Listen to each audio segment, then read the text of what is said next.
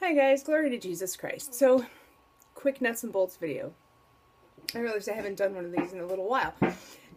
Sometimes, when I'm reflecting on past weeks at the prison or whatever, there's just little nuggets of information that jump out at me. And it's usually because I do something stupid and learn the hard way, so if I could save somebody else's embarrassment, that would be great. So, today's little nugget of wisdom is if you are going into a situation in any kind of an institution, really, but particularly a prison, and it's a group worship situation, sometimes what happens is there will be people that will come faithfully for months and months and months, and you kind of develop a rapport with them, and so eventually, one of the really good ways to get people even more involved is to have them do some of the reading. So, for example, when I had just started going into the prison, this was like 5 years ago now, there was this one gentleman who was, it was like he lived in that room. He was always there, and he was always sitting in the front, and he was always participating, and so we would have him do eventually, like he would read the Psalm, or he would read the,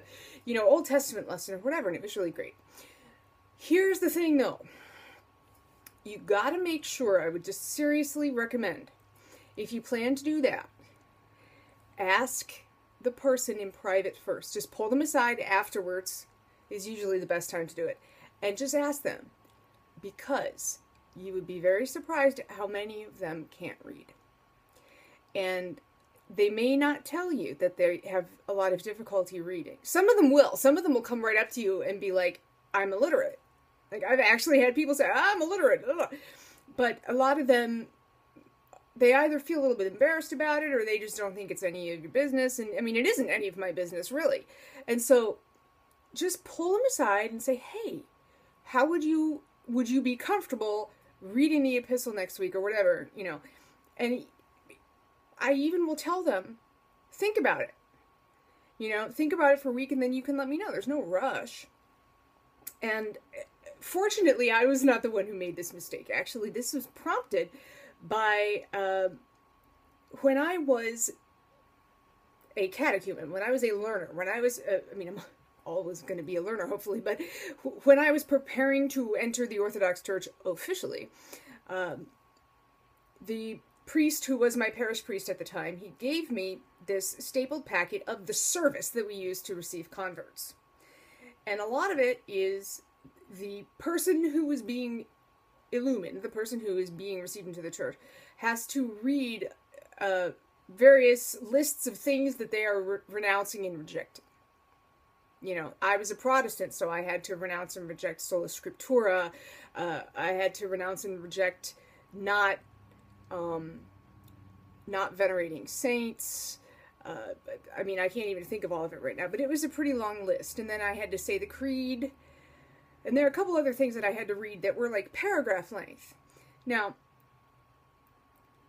so the priest at the time gave me this packet, and he was like, now, I'm pretty sure I don't need to ask you this, Daria, but do you want to read this, or do you need me to do it, or do you want me to do it? And then you can just respond yes, or, he'll say, do you believe, blah, blah, blah, blah, or do you renounce, blah, blah, blah, blah. And then I would say, yes. And I said, no, I'll read it, that's fine, why? And he said, one of the first converts that he ever chrismated seemed to be a very refined, articulate man. He said he was a lawyer. I have no idea how that could actually be the case, though. But he said he was a lawyer, and there was no reason to doubt him. And so, on the night of his chrismation, my former priest just gave him, the service book and said, okay, we're going to go from page herp to page derp. You read these parts. And he couldn't read. He actually could not read. It wasn't even that he was a bad reader. It was he couldn't do it. And of course, there were people there. It was a very public situation. And we never want to humiliate somebody. So, of course, illiteracy is not something that someone should be embarrassed of. It doesn't make them a bad person. But especially in a prison situation, it's really important to not force anyone into a situation where they have to admit weakness in front of the other inmates. Now, I know that sounds like, well, we should say, oh, well, they should just learn to deal with it. But the thing is, in prison, if you're weak, you have a target on your back. If you are perceived as weak, I mean, it could mean that you get killed when you go back to the block. These things happen. I think I told you a couple months ago, we had somebody get stabbed in the neck, like 5 minutes after church ended. And it turns out that the guy who stabbed in the neck was in our church service.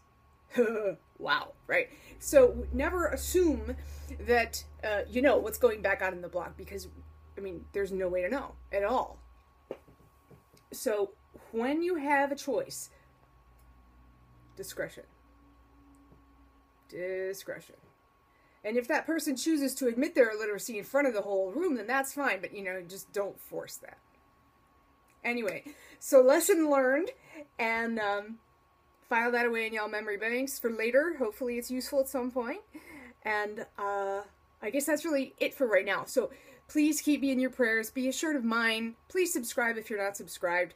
Please press the like button. It really helps a lot. And God bless you all. Have a great day, great night, whatever, and I will see you guys soon. See you in the next clip. Okay.